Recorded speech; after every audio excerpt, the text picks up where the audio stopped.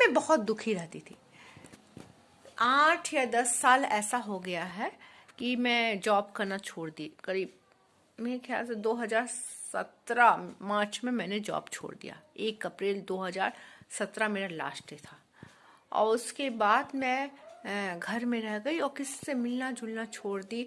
और एक मेरे में हीन भावना हो गई या मेरे में दुख हो गया कि मैं मेडिकल अनफिट होकर जॉब छोड़ी। ये बात मुझे अंदर अंदर खोखला कर रहा था और उसके कारण मैंने अपने आप पर ध्यान देना छोड़ दिया और धीरे धीरे और बीमार होते गई और बीमार होते गई और बीमार होते गई। लेकिन 2022 में जब मेरा ऑपरेशन हुआ, 2021 में भी मैं बहुत बीमार हुई, फिर 2022 में मेरा ऑपरेशन हुआ, उसके बाद मेरे में अजब सा पॉजिटिव चेंज हुआ।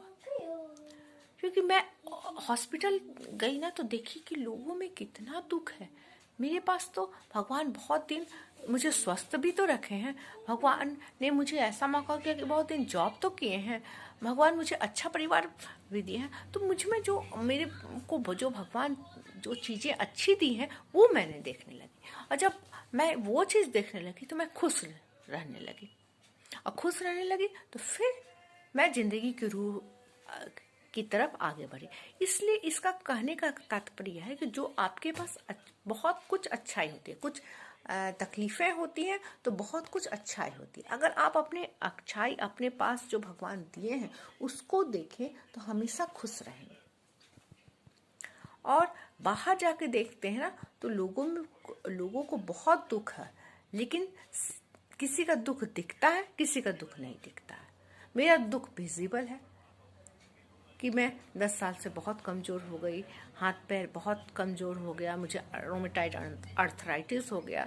लेकिन फिर भी मेरे पास बहुत कुछ ऐसा है जो मुझे खुशियाँ देती है। और वो चीज़ मैं देखती हूँ कि हाँ, मेरे पास अच्छा परिवार है।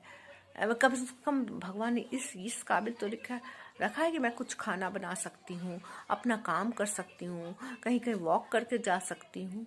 तो और मेरे पास दिमाग भी है, मैं अच्छा बोल लेती हूँ।